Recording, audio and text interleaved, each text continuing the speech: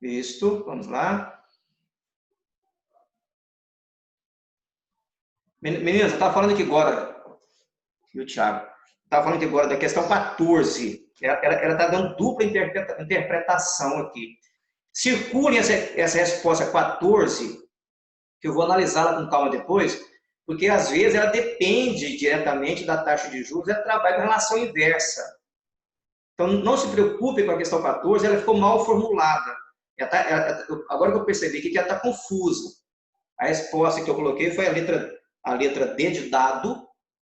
Então, circulem ela aí, que eu mando para vocês depois. Não se preocupe que eu não vou cobrar essa questão de demanda especulativa na avaliação de vocês, não. Mas eu vou formular novamente e eu mando para vocês essa questão corrigida com mais assertividade, tá bom? Vamos lá. Questão número 15. Suponha que o Banco Central diminua a oferta de moeda, política monetária, e que a curva de demanda de moeda permaneça fixa. As pessoas não estão ali, não estão precisando de dinheiro, aliás, não estão precisando, não estão pegando dinheiro. E o governo, o Banco Central diminuiu a oferta. As pessoas estão ali na curva fixamente, sem estar demandando a moeda. Neste caso, podemos dizer que a resposta está o seguinte: haverá aumento na taxa de juros e nos investimentos? Não.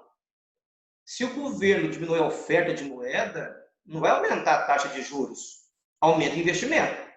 Então, a resposta está descartada. Haverá diminuição na taxa de juros e nos investimentos? Não. Diminui a taxa de juros e aumenta o investimento. 3. Letra C. Haverá diminuição na taxa de juros e aumento nos investimentos. Letra C. Tem diminuição na taxa de juros. Só porque o governo diminuiu a oferta de moeda, quer dizer que vai diminuir a taxa de juros? Não, especificamente. Haverá aumento na taxa de juros e diminuição nos investimentos? Suponha que o Banco Central diminua a oferta de moeda. Por que às vezes o governo diminui a oferta de moeda do mercado, retira do mercado? Geralmente porque tem inflação, está alta, uma demanda excessiva, mas no caso aqui a curva de demanda está fixa. Ela não está demandando e nem está entregando, né, disponibilizando as suas moedas. Portanto, a alternativa mais correta aqui, que nós temos que ter, vamos recapitular. Letra A. Haverá aumento na taxa de juros nos investimentos? Nos investimentos, não vai aumentar se aumentar a taxa de juros. Haverá diminuição na taxa de juros e nos investimentos? Se a taxa de juros cai, aumenta o investimento. Haverá diminuição na taxa de juros e aumento nos investimentos? Essa resposta, de acordo com a pergunta acima, ela faz sentido.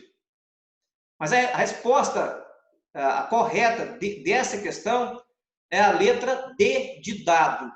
Haverá aumento da taxa de juros e diminuição dos investimentos. Por que diminuir investimento? Diminui investimento porque o juro aumenta. E se o Banco Central retira dinheiro de circulação e diminui a oferta de circulação, é porque há necessidade de um processo inflacionário em evidência. Por isso que ele aumenta e retira a moeda para ter menos moeda circulando, aumenta os juros, só que os investimentos caem. Para que ele aumenta os juros? Para conter a inflação. Para que tira moeda? Para as pessoas terem menos dinheiro. Então, a resposta correta, dentre todas as outras, tem muita pegadinha, né? É a letra D de dado. Tá? À medida que o processo inflacionário se instaura, entra a política monetária. A política monetária trabalha com o quê? Trabalha com moeda. Moeda e taxa de juros. Letra D de dado. 16. A moeda escritural é representada por quê? O que é moeda escritural? São todo tipo de moeda que a gente leva, que você paga, que leva ao banco, que deposita, que faz troca, é cheque, é promissória, dinheiro. Então, moeda escritural é representada por quê? Pelos depósitos à vista do público. Quais são os públicos? Nós, pessoas físicas, e as empresas, pessoas jurídicas. Portanto, 16, letra A.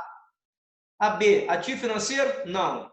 Ativo financeiro é alvo de liquidez? Liquidez está fora. Depósito à vista do público nos bancos comerciais, deduzidos recolhimentos compulsórios? Não. Depósito compulsório, quem trabalha é sempre lá os bancos retendo moeda. Portanto, moeda escritural são os depósitos à vista do público, pessoas físicas e pessoas jurídicas, nos bancos comerciais. Essa que é a moeda escritural. Letra A de amor. 17. Depósitos nas instituições bancárias geram empréstimos e os empréstimos concedidos geram novos depósitos. Esse é um ciclo, né? Isso é um ciclo da moeda. Esse é o efeito multiplicador da moeda no mercado. Você vai no banco, você faz um depósito. O banco pega esse depósito, transforma em empréstimo. Então, o que se fala? Qual que é a causa disso? Vamos lá. 17. Efeito multiplicador da moeda escritural. Sim.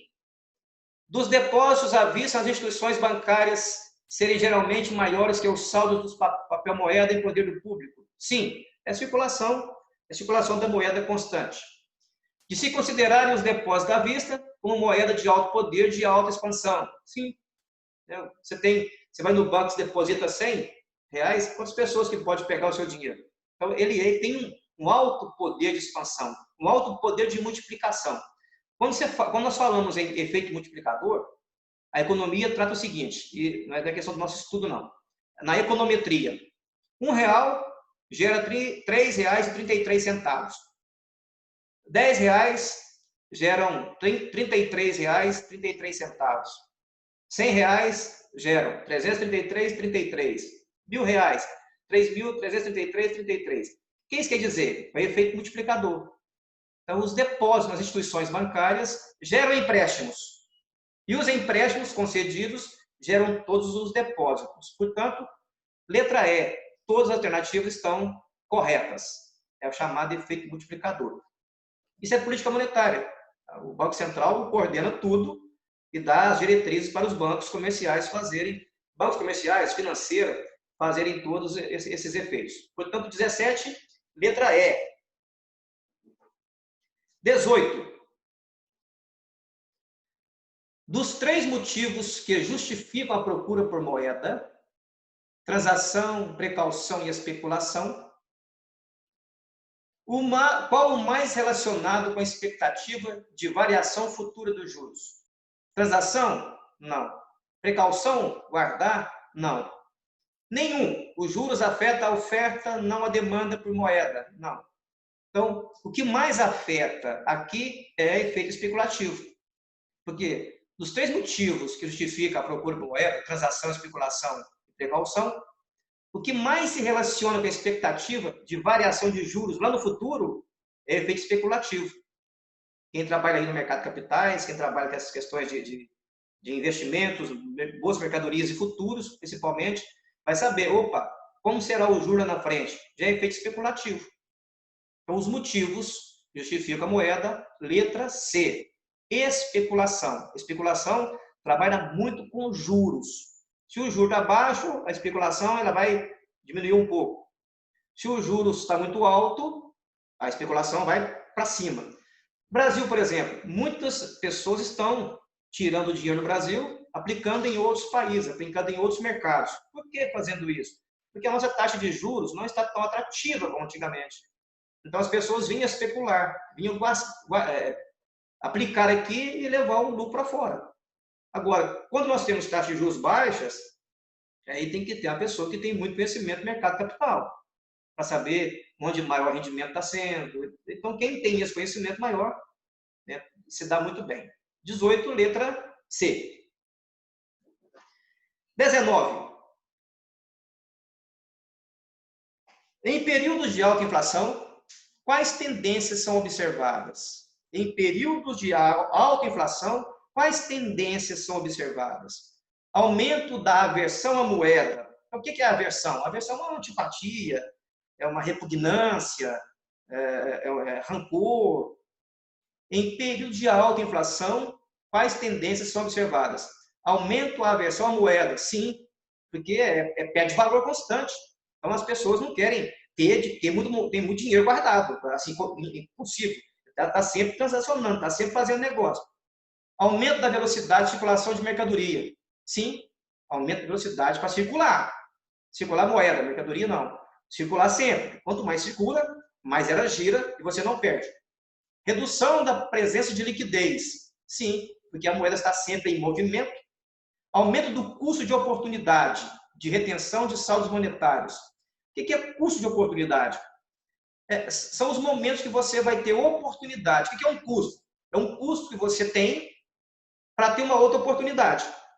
De repente, você tem um imóvel e você precisa vender esse imóvel para fazer dinheiro. Ou você quer comprar um outro imóvel para guardar como patrimônio. Então, o aumento do custo de oportunidade, de retenção de saldos monetários. Então, por quê? Porque o dinheiro na mão perde valor. E o custo da oportunidade é aquilo que você tem oportunidade de ter, tendo em vista que o dinheiro na sua mão não vai valer de nada. Portanto, a alternativa é, todas as respostas acima estão corretas. O controle do processo inflacionário, política monetária, inflacionária, fiscal, cambial, de rendas, tem tudo a ver com essas políticas econômicas. O controle de processos inflacionários e a promoção de crescimento econômico são objetivos de política econômica. Sim. Vamos pensar bem. Facilmente conciliáveis tanto a curto quanto a longo prazo. Curto prazo, não. De difícil conciliação a curto prazo. De difícil conciliação a curto prazo. Que só se alcança simultaneamente a curto prazo. Inconciliáveis, mesmo a longo prazo.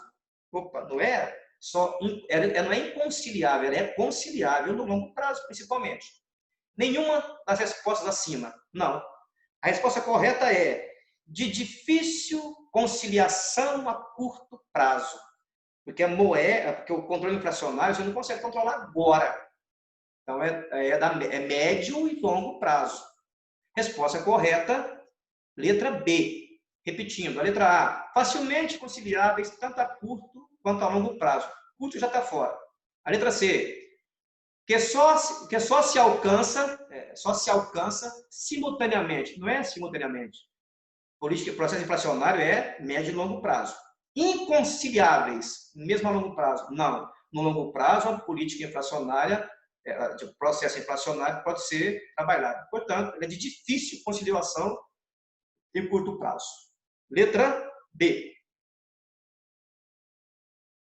A letra E, né, nós já falamos para vocês, nós falamos lá no início, um sistema regressivo de arrecadação é. Letra C, quando a participação dos impostos na renda dos agentes diminui conforme a renda aumenta. Portanto, é o seguinte, imposto regressivo vai caindo conforme a renda da pessoa aumenta. Deveria ser o progressivo, ele vai aumentar de acordo com a renda aumenta. Nesse caso, o regressivo afeta muito as pessoas de baixa renda. É o caso brasileiro. Tá? Portanto, a resposta da 21, letra C, de casa. Vamos lá para o nosso VOF. Pessoal, até aqui, se tiver muitas dúvidas aí, depois vocês falam comigo, perguntam, marcam qual é a resposta. Se quiser mandar para mim no meu privado, lá pode mandar.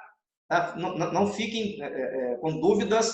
Vou mandar segunda-feira a prova para vocês. Está prontinha. Aí já leia a prova com calma. Veja se tem dúvidas. Entre em contato comigo. Eu vou direcionar para vocês algumas questões. Lê a questão tal, lê a questão tal, lê a questão tal.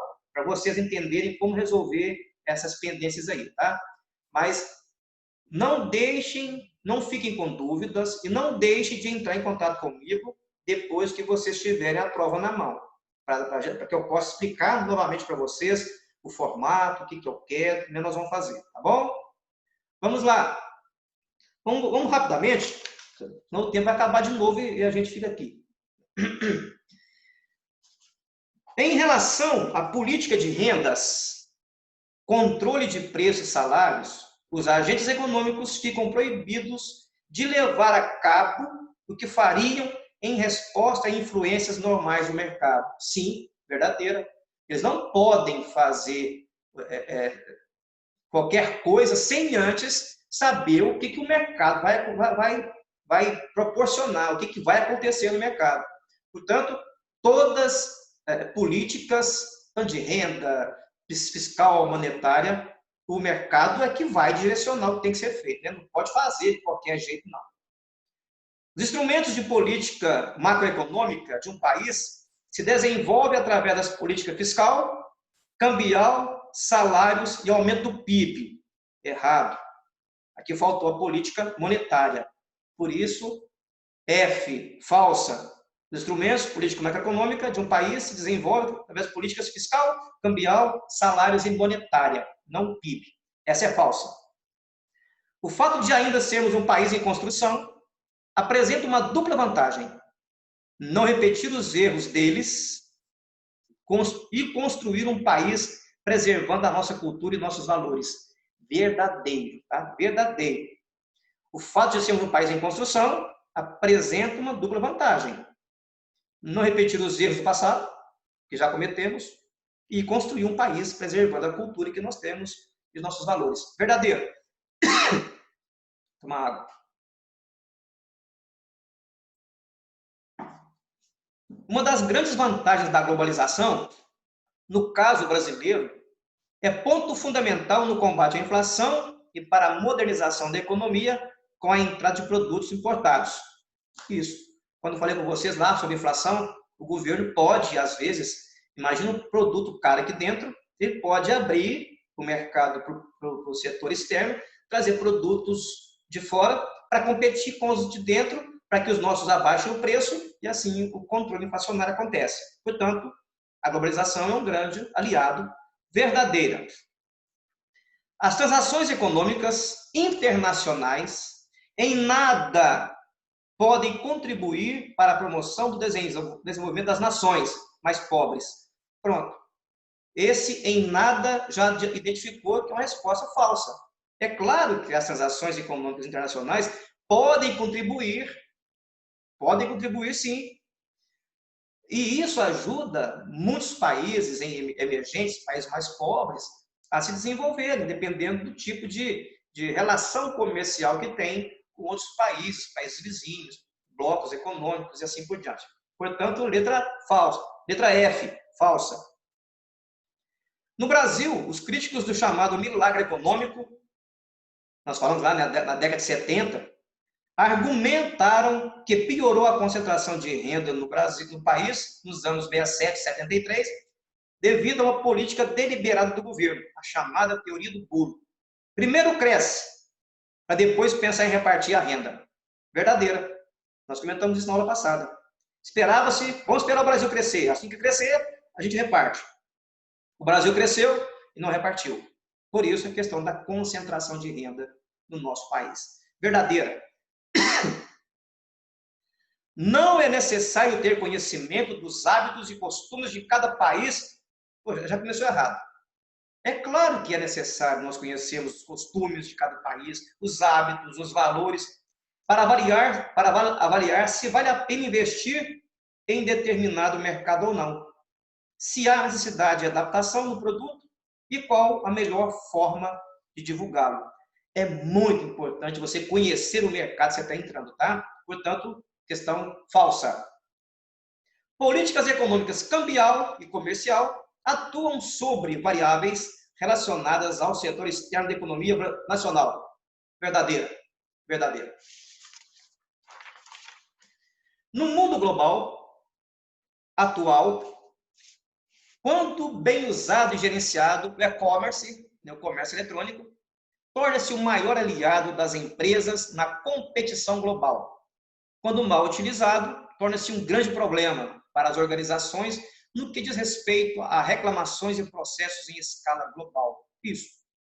O mundo atual em que vivemos, né, quanto bem gerenciado, bem utilizado, o comércio eletrônico, o comércio, o e-commerce, é um grande aliado das empresas. Nós podemos ver que isso trabalha muito a questão da competitividade das empresas. Verdadeira. Se, por um lado, a globalização trouxe benefícios ao consumidor, diversificando a oferta de produtos e forçou a competição entre as empresas, por outro, ampliaram-se as relações de troca. Sim, isso. Por quê? Vamos pensar assim, tem duas situações. Ajudou, que trouxe benefícios, o consumidor teve possibilidade de preços diferentes, produtos diferentes, de qualidade, força a competição dentro das empresas, que é salutar, que é importante. Competição, ela gera muito mais capacidade e qualidade nas empresas. Por outro lado, ampliou-se as relações de troca. O que quer dizer isso aqui? Melhorou a possibilidade de qualquer empresa melhorar o seu parque industrial, o seu processo industrial, tanto de parcerias, parcerias comerciais, a questão das empresas, perdi o nome, das multinacionais, das transnacionais, né, da questão da fusão de empresas. Tudo isso favoreceu o ambiente econômico total com a relação da globalização. Verdadeira. O comércio internacional facilita a especialização, ao permitir que cada país possa colocar no resto do mundo os excedentes dos produtos em que se especializou. O Brasil é um exemplo disso. Exemplo de quê? Exemplo de nós produzimos muitas commodities. O que sobra, a gente vende. O que falta, a gente compra. Então, a especialização é importante para isso. O Brasil é bom para fazer isso, nesse tipo de produto. Quem não tem essa facilidade, quem não tem essa pureza da terra que o Brasil tem, compra da gente. E aquilo que nós não temos, a gente compra de fora. Verdadeira. As inovações tecnológicas não surgem porque os trabalhadores de uma nação são mais inteligentes ou mais dedicados à produção. Elas surgem devido à concorrência global. E, neste caso, a produtividade da mão de obra é fundamental para a maior competição. É óbvio, né? Isso é óbvio. Verdadeiro. As empresas que dedicam suas produções exclusivamente ao mercado interno sofrem e sofrerão, dentro do seu próprio território, a concorrência das empresas estrangeiras. Em decorrência disso, perderão participação nesse mercado. Então, vocês perceberam que as 5 perguntas, as 5 questões acima, estão todas elas relacionadas à globalização e competitividade. É muito importante que as pessoas tenham acesso a novas tecnologias, a novos processos. Essa resposta também é verdadeira, tá? As empresas precisam, as evoluções tecnológicas fazem com que as empresas se qualifiquem a mão de obra, melhorem o seu produto. Muito bom. Verdadeiro. Costumam-se distinguir 2 tipos principais de investimento internacional. A compra e a abertura de empresas no exterior, denominado capital especulativo. E a compra e venda rápida de ações ou títulos governamentais, chamado de investimento produtivo. Falso. Eu troquei aí para vocês. Ó. 2 tipos principais de investimento internacional. Compra e abertura de empresas no exterior é investimento produtivo. Agora, compra e venda de ações ou títulos governamentais são investimentos especulativos. Então, ficou trocado aí as informações, tá? Falsa. Se existe desemprego e capacidade ociosa, pode-se aumentar o produto nacional através de políticas econômicas para estimular a atividade produtiva. Porém, há um limite de produção. Aí teria que ter aumento nos recursos disponíveis ou avanço tecnológico. Nós falamos sobre isso, capacidade ociosa das empresas. Se tem capacidade ociosa, tem como aumentar o produto nacional. Agora, Se chegar no limite, tem que ter mais recurso produtivo. No caso aí, mão de obra, máquina, equipamento, questão verdadeira. Aí as políticas econômicas, elas trabalham muito diretamente essa questão, política de renda, salários e preços. A produtividade é a base para a competitividade internacional e esta a base para as inovações. Verdadeira. A competitividade é a base do processo de globalização da produção e do comércio internacional. Verdadeiro. Meninos, meninas, aí você pode falar, São Paulo, mas essas questões aqui, elas estão falando lá das nossas aulas, lá do que faz um país crescer. Sim, é porque nas perguntas que nós vamos trabalhar com elas na nossa avaliação, quando eu falo de política econômicas, fiscal, monetária, cambial, de renda, eu estou falando disso aqui, de globalização, de produtividade, de competitividade, de inovação, de capacidade ociosa, que a gente pode melhorar essas questões. Deixa eu fechar aqui. Vamos abrir os áudios aí, por favor, meninos. Abrir os áudios aí para nós. Isso. Olá, Jaciara, Laís, Thiago. Sim. Isso. Só para a gente fechar. Quando eu coloco essas questões que falam de um modo geral de crescimento econômico, de expansão econômica, eu estou trabalhando sempre as questões de políticas econômicas. Então, esse exercício, se vocês estudarem esse exercício, leiam os slides, leiam o exercício e assistam às aulas, vocês vão fazer a prova tranquilo. Lembrando que já na segunda eu vou colocar a prova para vocês lá. Vocês vão ler essa prova. Não façam antes de tirar as dúvidas. Se tiver dúvida, vai entrar em contato comigo. Paulo, se eu não puder atender na hora, deixa um áudio para mim.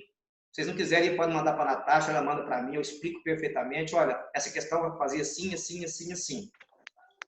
Nós sabemos que, quando se fala em economia, tem certos conteúdos que é bom a gente estar presencialmente falando, mas infelizmente não podemos. Mas estaremos. Se Deus quiser. Paulo. Oi. A prova vai ser basicamente isso que a gente reviu hoje, né? É isso, é só essa matéria, tá? Só políticas econômicas, não vou entrar em outra coisa, não. Eu estou falando o seguinte, que o conteúdo depende, quando eu falo de crescimento econômico, de PIB, eu dependo dessas questões. Então, você fala assim, por que o país está crescendo? Por que o país está desenvolvendo? Quais políticas têm que ser adotadas? Então, nós temos que ter o conhecimento dessas questões do crescimento econômico, competitividade, para trabalhar políticas econômicas.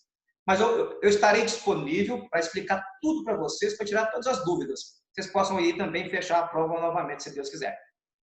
Beleza. Eu vou me despedir aqui, que eu vou fechar o áudio, porque senão os cachorros começam a latir aqui, tá? Então tá bom. Alguma dúvida, Natasha, Thiago, Jaciara? Laís comentou. Jaciara. Para mim, tranquilo até agora. Tá. Eu tive só mais dificuldade foi naquela questão que você mandou riscar, mas não vai cair mesmo. Não. Aquilo eu vou resolver também e mandar para vocês resolvida. Quando eu formulei a questão ali, parece que faltou alguma coisinha. De fato, até que depois revendo aqui, eu vi que deu dupla interpretação ali em duas questões. Natasha? Eu estou um pouco preocupada, mas no final vai dar tudo certo. Dá tudo certo. Se não der certo, igual a menina falou comigo hoje, se não der certo é porque não chegou no final ainda. Então... Exatamente. Vai dar certinho. É confuso mesmo. Assim, são muitas coisinhas, pormenores, mas é aquela questão. Se nós estivermos também junto ao ano que vem, se Deus quiser, no semestre que vem, se Deus quiser, a gente pode fazer uma revisão para dar continuidade, porque tem muita questão aqui que realmente deixa a cabeça um pouco perdida. Ainda mais eu falando do jeito que eu falo, fica complicado ainda. Thiagão? Eu tô junto com a Natasha. No final dá tudo certo. Dá tudo certo. Não, fica tranquilo, tá? Para mim é uma alegria poder compartilhar e poder ajudar vocês. Então, não deixem, eu vou repetir, pegou a prova, leu a prova, olhou o exercício, olhou os slides, ficou com dúvida? Paulo, me dá uma orientação aqui, como é que funciona? Na hora, assim, eu dando disponibilidade, eu mando na hora para vocês. Tá bom? Uhum. Pessoal, Combinado. mais uma vez, muito obrigado pela presença de vocês. É um prazer sempre grande vê-los novamente e a gente conversar. Se Deus quiser, estaremos juntos em breve. Em breve estaremos juntos, se Deus quiser. Tá? Felicidades para vocês. Durmam bem. Excelente prova semana que vem. Tenha muita calma, paciência para fazer. Resolva com tranquilidade. Igual disse a Natasha e o Thiago. No final tudo dá certo. Tá bom? Tchau, tchau. Com Deus. Tchau, Paulo. Com Boa Deus. noite. Deus também. Obrigada. Tchau, tchau. Boa noite. Boa noite. Com Deus.